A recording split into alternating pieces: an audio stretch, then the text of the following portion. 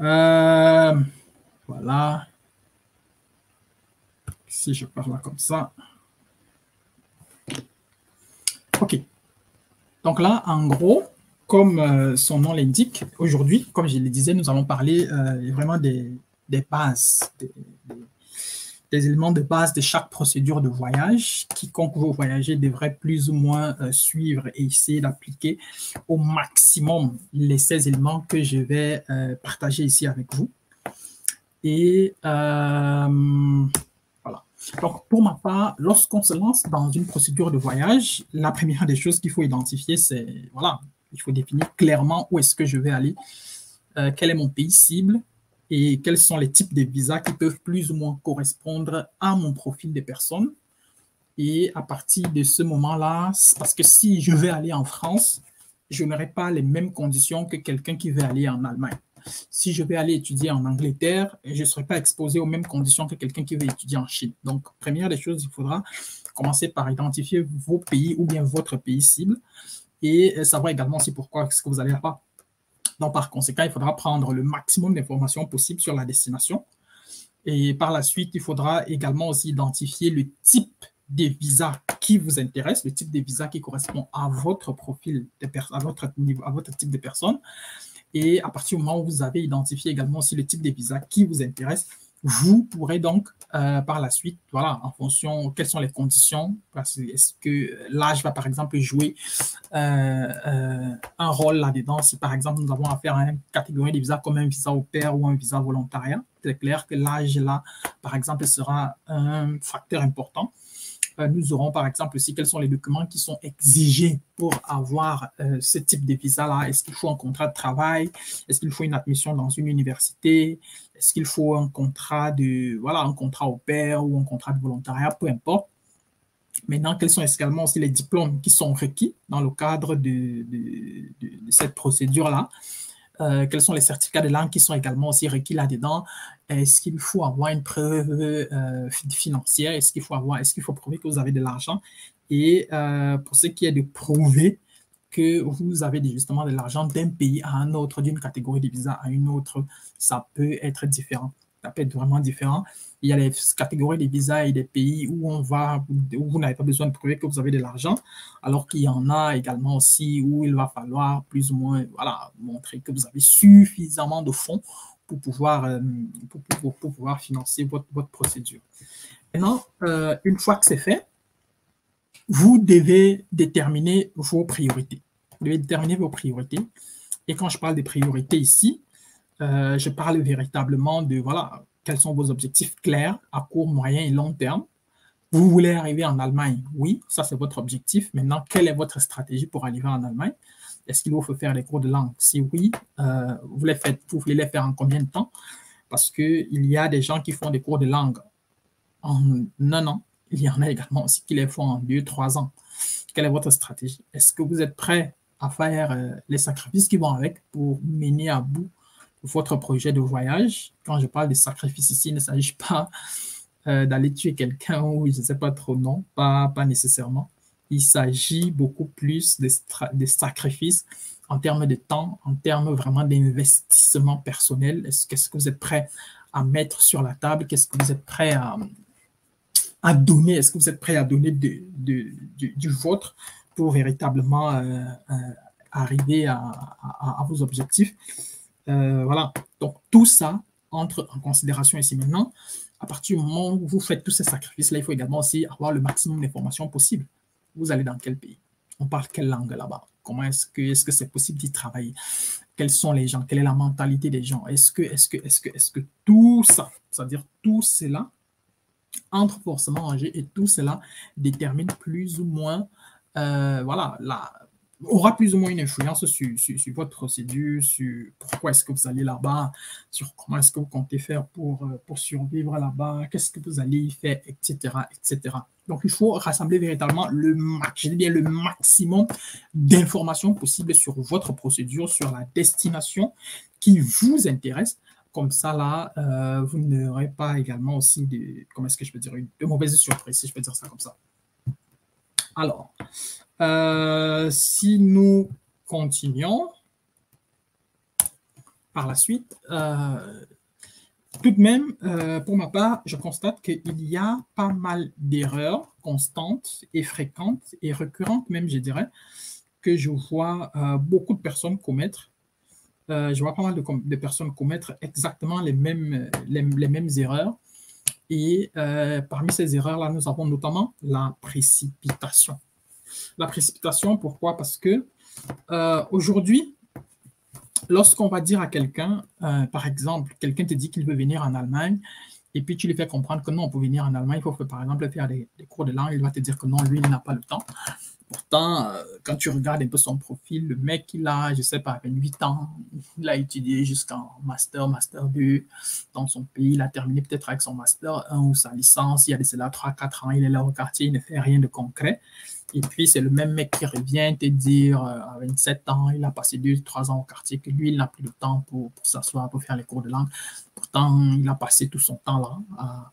Bon, je ne vais pas dire à ne rien faire, mais bon. Voilà, donc c'est pour ça que je dis, il y a généralement aussi ces erreurs-là, et c'est à cause de ça que beaucoup se retrouvent dans des situations où tu vas entendre, voilà, je me suis retrouvé en Russie sans vraiment essayer de dénigrer la destination, et nous-mêmes, nous avons produit des tonnes de contenu sur la Russie déjà. On a des gens, par exemple, qui se retrouvent dans des pays comme Chypre, Moldavie, Roumanie. Au cours des semaines à venir, nous-mêmes, nous allons produire également, nous allons publier tout un tas de contenus progressivement sur ces destinations-là, la Roumanie, Chypre, certainement la Pologne et la Moldavie. Nous allons forcément produire du contenu là-dessus. Donc, ne vous inquiétez pas. On sait exactement où est-ce qu'on va et comment est-ce qu'on va amener les uns et les autres à comprendre un certain nombre de choses.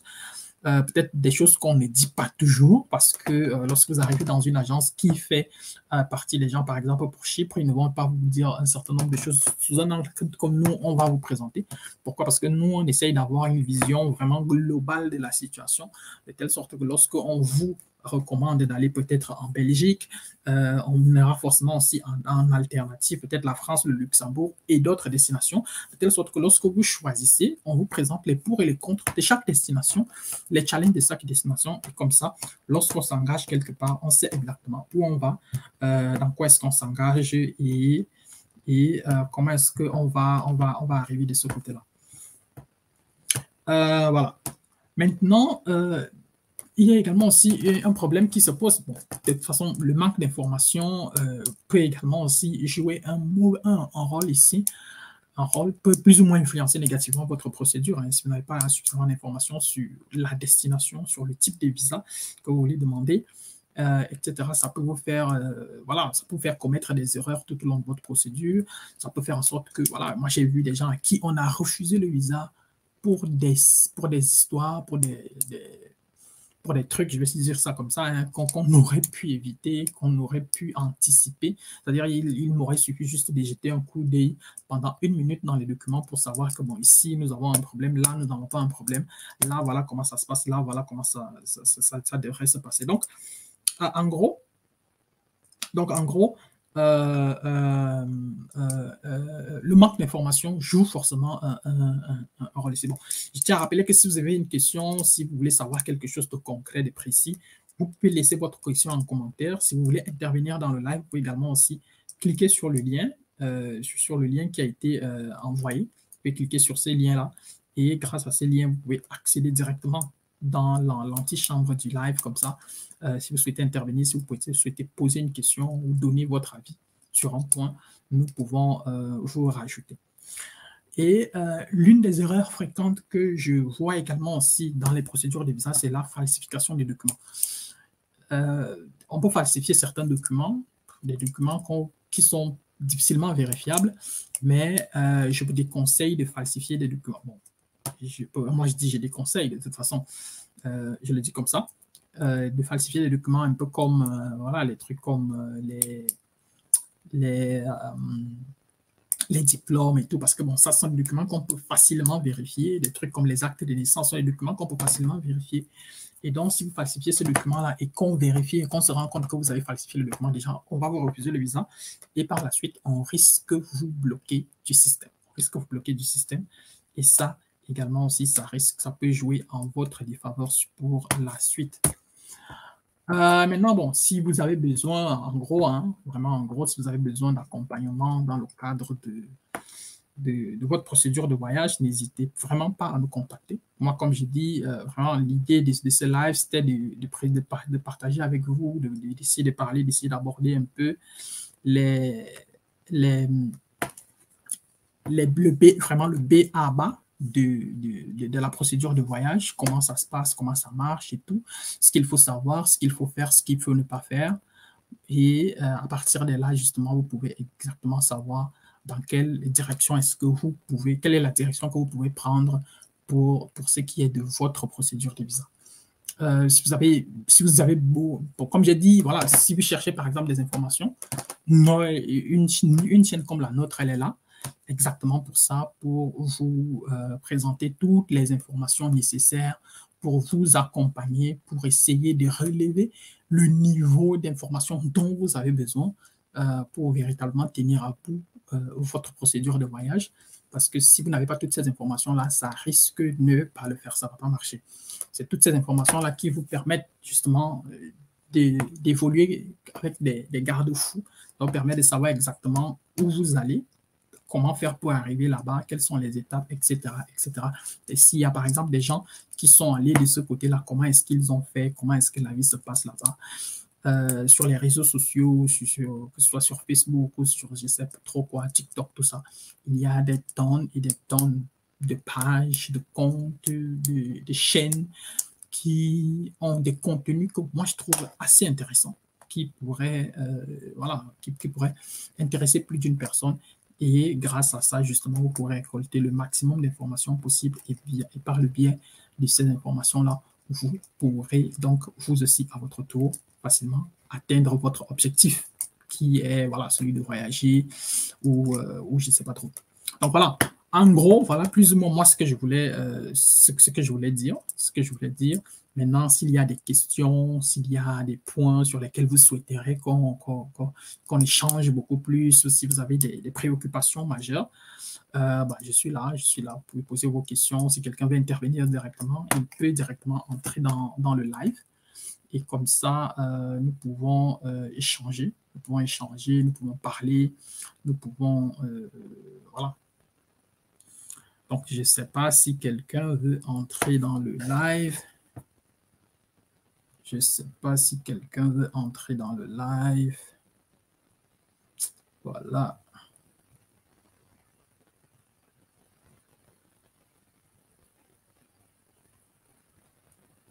Je ne sais pas si quelqu'un est toujours dans le live. Je ne sais pas. Il y a le lien. Le lien du live est là. Comme je disais, si vous voulez accéder directement au live, vous pouvez cliquer là-dessus. Vous entrez dans le live. Comme ça, je vous ajoute. Si vous voulez poser votre question directement, vous pouvez la poser. Et on en discute également aussi directement.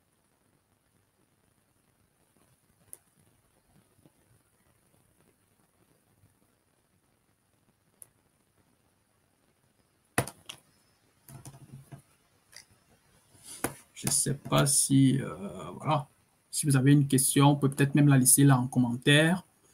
Parce que, bon, voilà, il y a tout un tas de choses que moi j'ai vues chez les gens, que ce soit des erreurs, que ce soit des priorités. Voilà, s'il faut même parler un peu, s'il faut revenir un peu sur les objectifs, sur la stratégie, parce que moi je dis toujours, le plus important d'une procédure de voyage, c'est véritablement et clairement la stratégie. Quelle est votre stratégie? Parce qu'il y a des gens, par exemple, qui, s'il faut par exemple prendre le cas du visa étudiant, nous, par exemple, de notre côté, on ne peut pas prendre un dossier visa étudiant de quelqu'un qui a peut-être eu le bac avec 10 de moyenne, ou peut-être la licence avec 11 de moyenne, non. Si tu as eu le bac avec, par exemple, 10 de moyenne et que tu veux absolument voyager avec un visa étudiant, moi, le conseil que je donne toujours et systématiquement, c'est d'arriver c'est-à-dire d'aller à l'université dans votre pays. C'est-à-dire, si vous êtes du Cameroun, vous partez à l'université au Cameroun et vous pouvez, par exemple, tenter d'avoir votre licence, je ne sais pas, le master, avec une bonne moyenne. Et grâce à ça, lorsque vous décidez maintenant de demander un visa pour un cycle master, par exemple, ça va tout simplement éclipser la moyenne ou bien la mauvaise moyenne que vous aurez obtenue dans le cadre du moins, ce que vous aurez obtenu en licence, si je peux dire ça comme ça, ou bien au baccalauréat. Et grâce à ça, justement, vous pourrez voyager. Donc, c'est clair que si vous n'avez pas une bonne stratégie, ça ne va pas le faire. Il faut absolument avoir une bonne stratégie pour que ça puisse marcher. Bon, il y a quelqu'un qui dit en commentaire que les rumeurs courent que les recruteurs demandent qu'on passe du B1 au C1 pour la procédure du Ausbildung. Est-ce que c'est vrai? Bon, connaissant un peu l'Allemagne, connaissant un peu les procédures de formation, ben, je sais pas, vous pouvez toujours cliquer sur le lien là et vous entrez dans le live pour venir poser votre question directement. Peut-être si vous avez d'autres choses à dire, ça peut également aussi être intéressant.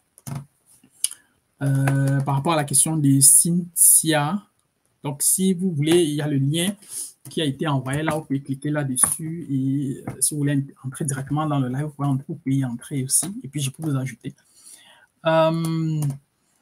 Est-ce que c'est vrai? Moi, je dirais que oui ou non.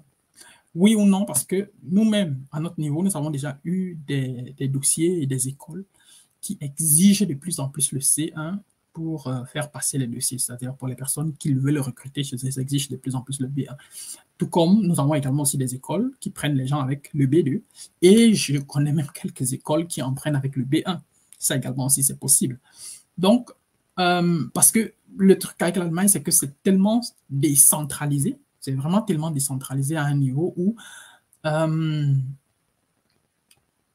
il n'y a pas, en fait, c'est pas comme la différence avec l'Allemagne et la France, par exemple, c'est que les choses sont généralement trop centralisées en France, même au Cameroun, alors qu'en Allemagne, c'est chaque école qui décide généralement de ses critères. Il y a certes une guideline, si je peux dire ça comme ça, qui vient d'en haut, mais en gros et en général, chaque école a le droit de décider voilà. Nous prenons par exemple les gens avec le B1, nous prenons les gens avec le B2, et c'est sur cette base-là que nous travaillons. Si une école, par exemple, juge que le B2 ne suffit plus, cette école-là, elle peut exiger d'élever le niveau. Mais au niveau de l'ambassade, par exemple, si vous regardez sur le site de l'ambassade d'Allemagne au Cameroun, vous verrez qu'on exige quoi? On exige tout simplement le B1. À l'ambassade, on exige le B1, alors que les écoles en Allemagne, certaines exigent même déjà le C1. Donc, vous voyez avec moi que c'est une sorte de, je ne vais pas dire deux poids, deux mesures, mais je dirais que voilà, c'est chacun à son niveau qui prend ses décisions, chacun les assume, chacun essaye de les appliquer, et c'est chacun qui fait ce qu'il a à faire. Donc moi, je ne sais pas si j'ai répondu à votre question, hein. Je ne sais pas si c'est clair, je ne sais pas si c'est pas clair, mais bon. Comme j'ai dit, si vous voulez poser directement vos questions, vous pouvez cliquer sur le lien et entrer directement dans le live. Je vous ajoute, comme ça, vous pourrez parler si vous le voulez. Vous pourrez parler si vous le voulez. Comme ça, vous pourrez parler si vous le souhaitez. Voilà, voilà, voilà, voilà, voilà, voilà, voilà, voilà, voilà, voilà, voilà, voilà, voilà. Voilà, voilà le lien du live. Si vous souhaitez nous rejoindre directement, vous pouvez cliquer là-dessus et nous rejoindre. Si vous avez des questions à poser, vous pouvez les poser, etc., etc.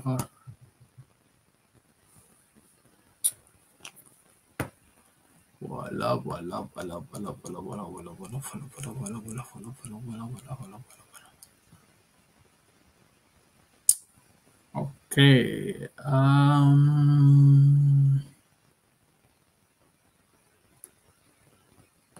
Mais bon, s'il faut revenir un peu sur la question, mais moi, bon, je dirais que si vous avez le B2, pour moi, vraiment, avec le B2, c'est largement suffisant pour voyager. Avec les visas formation professionnelle, si vous pouvez pousser avec beaucoup de langues jusqu'au C1 et que vous avez les moyens du visa et de la caution bancaire, pourquoi ne pas monter une fois avec un visa étudiant? Pourquoi aller jusqu'au C1 et puis par la suite voyager encore avec un visa formation professionnelle? Donc, bref, c'est mon point de vue, hein. C'est juste mon point de vue maintenant. C'est à vous de voir ce qu'il en est véritablement. À vous de voir ce qu'il en est véritablement. OK. Bon, je ne sais pas si j'ai répondu à votre question. Hein. Je ne sais pas si j'ai répondu à votre question.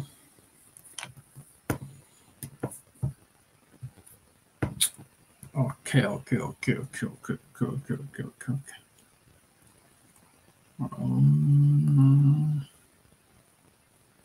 Combien de temps dit la procédure? Il n'y a pas de durée. Il y a des gens qui voyagent 3 mois après leur B2. Il y en a qui voyagent 2 ans après leur B2. C'est à chacun sa chance. Et tout dépend également aussi de la personne qui gère votre procédure de voyage. On a eu des dossiers de personnes qu'on a fait voyager après le B2 en... Je crois, cette année, par exemple, on a eu quelqu'un qui a eu le B2 en avril, en avril, et puis aujourd'hui, il est déjà en Allemagne. Tout comme on a des gens dont on gère les procédures qui ont eu le B2 en 2020, peut-être certains même 2021, et qui sont toujours au Cameroun à l'heure actuelle. Comment est-ce qu'on explique ça? Ça ne s'explique toujours pas. Ça ne s'explique toujours pas, mais il y a tellement de facteurs qui vont entrer en jeu. Il y a le timing, ensuite, il y a peut-être aussi un peu de chance là-dedans. Ça aussi, parfois, ça peut jouer un rôle, mais voilà, ça dépend. Moi, je dis toujours, c'est pour ça que nous, par exemple, on encourage de plus en plus de gens à faire ouvrir leur dossier chez nous quand ils sont encore au B1 ou peut-être même quand ils sont en train de commencer le B2. Comme ça, on lance avec l'équivalence. L'équivalence, ça peut parfois prendre, dans le pire des cas, vraiment, si ça dure trop, ça peut aller jusqu'à 3 mois. Et dès que l'équivalence, elle est là et que le B2 est là, si la fenêtre, elle est bonne, avec la nouvelle catégorie de visa même qui a été ouverte à l'ambassade, si la fenêtre, elle est bonne, bon, on lance directement la procédure. C'est-à-dire, on passe directement à l'étape du contrat. Et dans la plupart des cas, même parfois avant que le B2 ne sorte, on a déjà contacté pas mal d'écoles. Et la plupart disent généralement, OK, dès que le B2 est là, vous revenez. Dès que le B2 est là, vous revenez. Comme ça fait que quand le B2 est là et que l'équivalence est déjà là, on a peut-être déjà une palette de 3 à 5 écoles. On les contacte, on les recontacte directement avec le B2 en question. Et peut-être 2 peuvent réagir. Si les 2 réagissent et que la personne est invitée à 2 entretiens, on peut se dire que là-dedans, il peut y avoir un contrat quelque part. Et avec ça, on passe à l'étape suivante. Donc, tout dépend de la stratégie, tout dépend de comment est-ce que quelle est la stratégie qui a été mise sur pied. Et puis, c'est à partir de là, justement, que ça marche. Maintenant, si vous avez, par exemple, votre B2 en août, bah, c'est clair que ce sera difficile de voyager directement là en septembre ou en octobre. Mais si vous avez, par exemple, votre B2, je ne sais pas trop, en avril ou en mars, ou peut-être si vous avez même votre B2 maintenant, c'est clair que vous avez encore toutes vos chances à 100% de voyager pour la rentrée d'avril ou de mars. Bon, sinon, c'est un peu ça.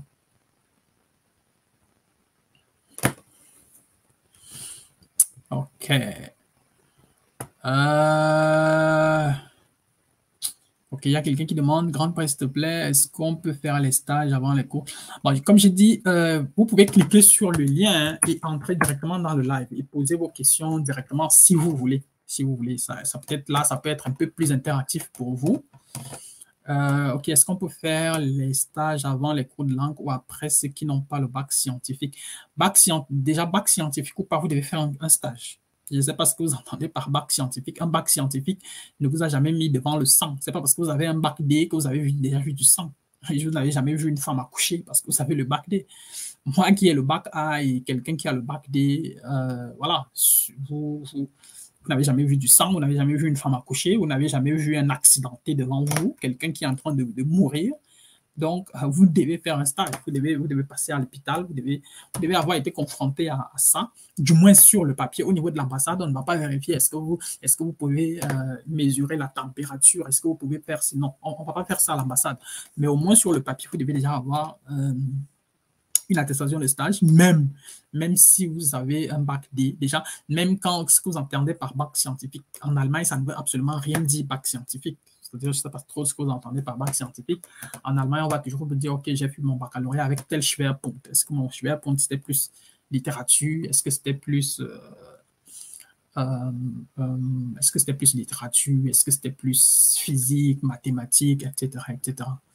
Donc, maintenant, à quel moment est-ce qu'il faut faire le stage? Bon, là aussi, c'est une très bonne question. Est-ce qu'il faut le faire avant? Est-ce qu'il faut le faire après? Bon, c'est à vous de décider, hein. C'est vraiment à vous de décider. Vous pouvez même décider de faire votre stage pendant les cours de langue. Ça aussi, c'est possible. Vous vous entendez juste bien avec la clinique où vous devez faire votre stage, mais s'il faut peut-être faire quoi, 4 heures par jour. De toute façon, ce n'est pas vous le médecin. Ce n'est pas vous le médecin. Donc, du coup, voilà, ce n'est pas comme si on va vous exiger forcément quelque chose de particulier. Mais c'est un peu ça.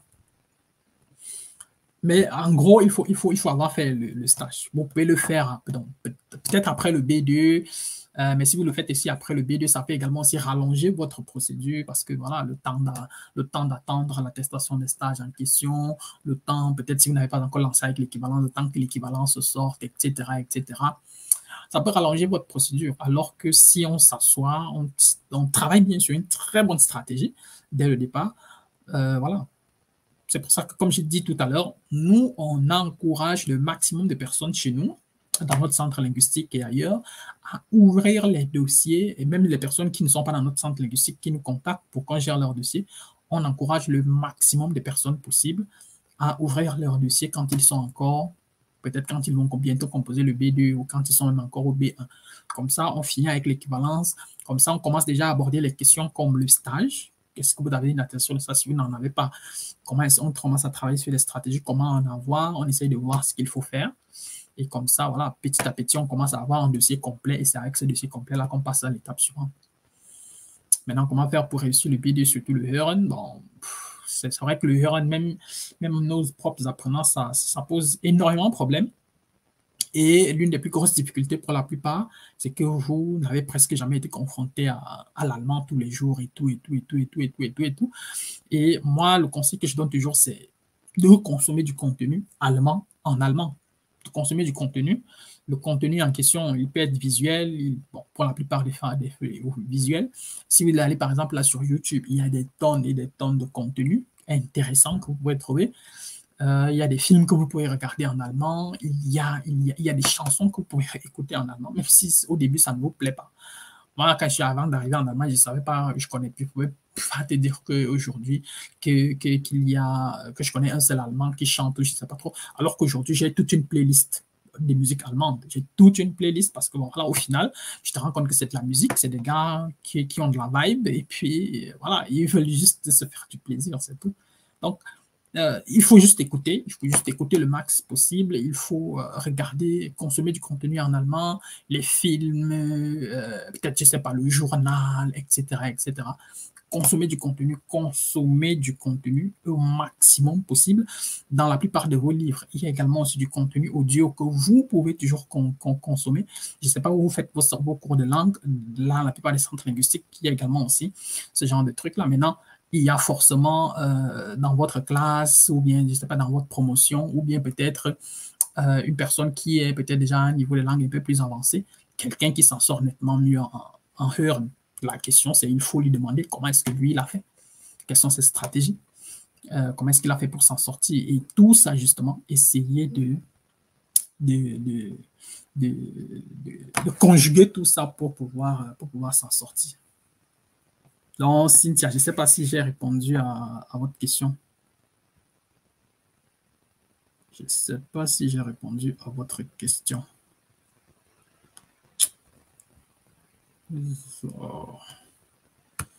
OK. OK. Voilà. S'il n'y a pas de questions, bon, de toute façon, le live, je vais le laisser sur la chaîne.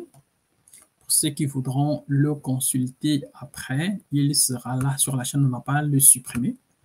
Donc, il sera également aussi disponible aussi longtemps que la chaîne existera. Voilà. Maintenant, je ne sais pas si vous avez des questions ou bien, bon, j'ai quand même encore un peu de temps.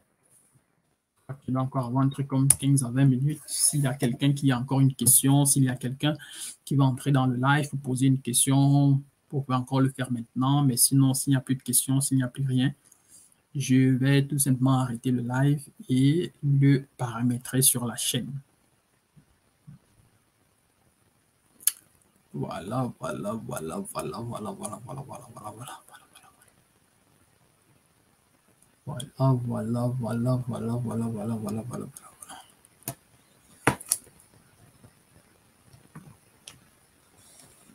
Ok, ok, ok, ok, ok, ok, ok, ok, ok, ok, ok, ok, ok, ok, ok. Voilà, voilà, voilà, voilà, voilà, voilà, voilà, voilà. Je ne sais pas s'il y a, comme j'ai dit, s'il y a encore une question, vous pouvez la laisser là en commentaire. J'ai encore un peu de temps, mais sinon, vous pouvez nous rejoindre en cliquant sur le lien pour accéder directement au live et peut-être poser votre question également aussi directement, si nécessaire. Voilà. OK.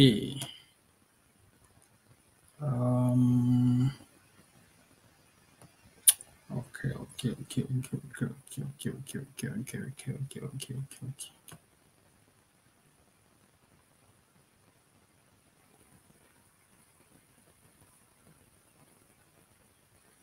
OK. Il semble ne plus y avoir de questions. OK. Voilà. Donc, je vous remercie d'avoir été là. Et comme j'ai dit, si vous voulez regarder à nouveau le live, il sera disponible sur la chaîne. Et puis, voilà, on sera ravis. Si vous avez d'autres questions après, vous pouvez les laisser. Mais sinon, au moins, c'est chaque mois, on aura un live comme ça où on pourra répondre à pas mal de questions, où on pourra aborder une thématique bien spécifique sur, concernant les procédures de voyage. Vous pourrez toujours venir poser vos différentes questions. Sinon, il y a également aussi notre numéro WhatsApp qui est là. Vous pouvez également aussi nous contacter sur notre numéro WhatsApp.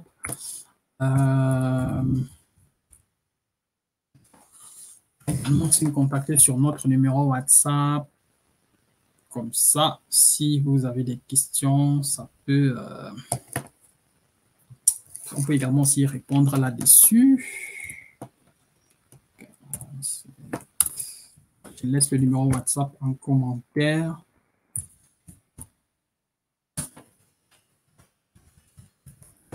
Je laisse le numéro WhatsApp en commentaire.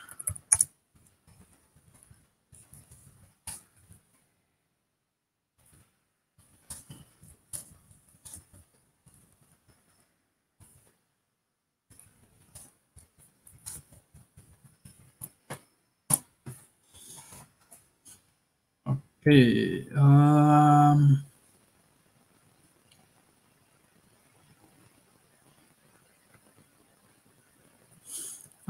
Bon, l'ambassade n'exige pas vraiment un type de centre. Hein. L'ambassade n'exige pas vraiment un type de centre. Mais il faudrait juste que ce soit un document authentique. Il faudrait que ce soit un document authentique. Il faudrait que ce soit un document vrai. Il faudrait que ce soit un document plus ou moins... bref, il faudrait que ce soit un document vrai. Il faudrait que ce soit un document vrai. Et puis, nous, tous les dossiers que nous gérons, on essaie vraiment de vérifier tous ces documents-là. On essaie de s'assurer parce qu'il y a des attestations de stage que nous avons déjà refusées. C'est-à-dire que quelqu'un nous amène une attestation de stage. On lui dit clairement que vraiment, avec ça, on peut pas le faire. On ne peut pas le faire pour telle raison. Et puis, on demande juste à la personne de chercher une nouvelle attestation de stage parce qu'avec celle qu'on nous a servi, on ne pourrait pas le faire. Parce que si on amène ça à l'ambassade, ça peut causer plus de problèmes que ça ne pouvait en résoudre. Donc, il faut vraiment être garant sur tout ça. Parce que voilà, il y a des gens, tu peux arriver comme ça à l'ambassade sur un petit détail comme celui-là. Un petit détail qu'on aurait pu éviter, on peut te refuser tout simplement le visa. Et donc, du coup, il faut vraiment être regardant là-dessus. Le prochain live, c'est quand? Bon, ce sera certainement soit à la fin de ce mois, soit en début novembre. En tout cas, on va publier on va annoncer. Et sur notre page Facebook, généralement, on demande quelle est la thématique, quelle est l'orientation de la thématique que les uns et les autres souhaiteraient qu'on aborde. Et comme ça, comme ça, bon, sur la base de la tendance, on choisit maintenant une thématique que nous allons aborder avec les uns et les autres. Voilà. Donc, voilà. Je vois là, il y a quelqu'un là qui vient également. Non, c'est pas grave. De toute façon, voilà. De toute façon, le live sera disponible sur la chaîne. Si tu veux le regarder de nouveau, il peut être là. Tu peux cliquer, tu pourras forcément revenir là-dessus, voir ce qui a été abordé, ce qui a été dit à gauche, à droite. Et voilà. Bon, est-ce qu'il faut un stage en médecine générale ou bien en médecine spécialisée? Le plus important, c'est que ce soit la médecine. On a déjà eu, par exemple, des gens qui ont fait des trucs en gynécologie. On a même eu des gens qui ont fait des trucs en ophtalmologie. On a eu des gens qui ont fait des trucs dans les hôpitaux généraux. Donc, ça dépend. Tout dépend maintenant, peu importe l'endroit où le stage a été fait. Le plus important, c'est qu'une fois qu'on a l'attestation des stages, on oriente ce qui sera dit par rapport à ça. Et les gens dont nous gérons la procédure, on se rassure que ce qu'ils disent correspond plus ou moins à ce qu'ils présentent sur le papier. Parce que on peut avoir 20 personnes pour la même procédure de voyage. Les 20 personnes ne peuvent pas donner exactement la même réponse aux mêmes questions. Dans certains groupes WhatsApp, je vois souvent des gens qui envoient des PDF avec des réponses prédéfinies. Moi, ça me pose souvent problème. Bon, de toute façon, moi, je ne fais pas ça. Ça me pose souvent problème parce que quelqu'un, par exemple, qui a eu le bac en 2021, qui a fait ses cours de langue pendant 1 an et demi et qui est en train d'aller demander le visa, la personne n'aura pas le même type de réponse que quelqu'un qui a eu le baccalauréat en 2015, qui a peut-être fait 3 années à la fac, ensuite qui a travaillé et aujourd'hui qui se retrouve là en train de vouloir voyager. Les deux personnes, ce n'est pas le même profil, ils n'ont pas le même âge, ils n'ont pas le même parcours. Et donc, du coup, on ne peut pas forcément leur donner les mêmes réponses. Il faudrait s'assurer, chacun individuellement à son niveau, que toi, tes réponses correspondent à ton profil, et que ça ne va pas jouer en ta défaveur, que tu ne seras pas en train de tirer une balle dans le pied en répondant d'une certaine façon. Donc, c'est la raison pour laquelle on essaye de personnaliser au maximum le discours des uns et des autres. Donc, si tu as fait ton stage dans un hôpital spécialisé, bon, déjà, c'était quelle spécialité et par la suite, ça s'est passé comment, etc., etc., etc. Quelles sont les tâches qui vont plus ou moins dans ce sens-là? On essaye d'optimiser le discours-là au maximum. De toute façon, même dans la lettre de motivation pour la demande des visas, ça ressort également aussi déjà là-dedans. Donc, on voit également aussi cet aspect-là. Et puis, voilà. J'espère, Flore, avoir répondu à la question.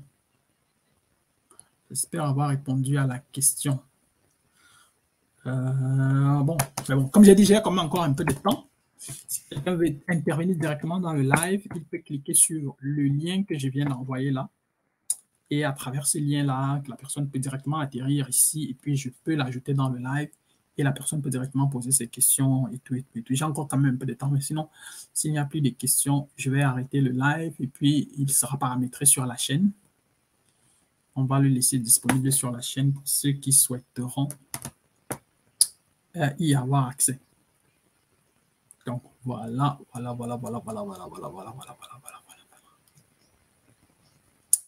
Pour ceux qui voudront y avoir accès. Bon.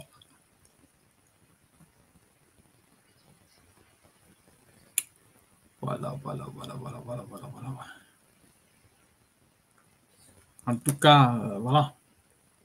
Comme j'ai dit, si quelqu'un souhaite nous contacter, j'ai laissé notre numéro WhatsApp.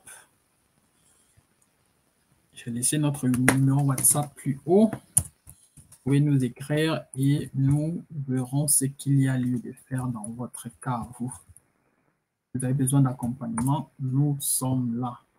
On va vous accompagner du mieux que possible. Ok, nice. Ok, voilà, on va... Je pense qu'il n'y a plus de questions. Donc, je vais vais arrêter le live et puis je vais le mettre dans... Je vais le laisser sur la chaîne. Merci d'avoir été là. Bonne soirée à vous. Portez-vous bien. Voilà.